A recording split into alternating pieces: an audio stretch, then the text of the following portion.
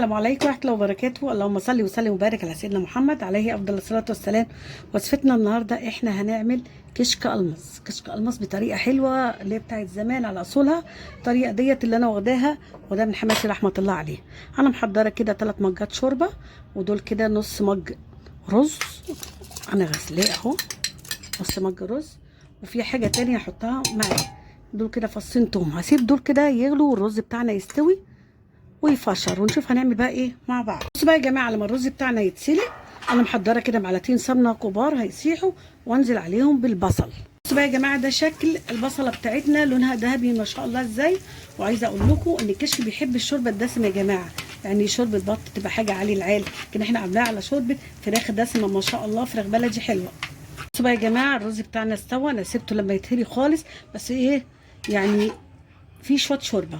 هنزل بقى ده مج لبن كبير كده، هنزل عليه بالراحه كده، في قطع حتى قشطه فيه تخليه جميل ما شاء الله، واسيبه يغلي غلوه كده مع بعض. بصوا بقى يا جماعه، هناخد السمنه كده بشويه من البصل بتاعنا كده، واخلي شويه احطهم كده على الوش، شايفين السمنه، وانزل بيها واسيبهم يغلوا مع بعض.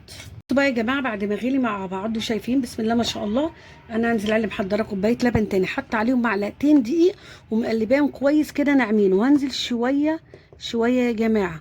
انا بحط لبن ما بحط الزبادي، بص انزل كده واقلب مع التقليب المستمر، واقلب كده بسم الله ما شاء الله كده يا جماعه كده، واقلب خلاص كده، واسيبه على النار لحد ما يغلي شويه ويتسبك خالص، ونقدمه في الاطباق.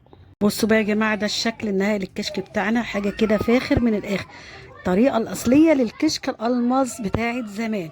انا بحب اعمل جنبيه بصوا يا جماعه ملوخيه ما شاء الله، وعامله جنبيه بصوا فراخ بلدي حشيها مرته وتحتها المكرونه المحمره ومخلل بقى واديها، واحلى اكله.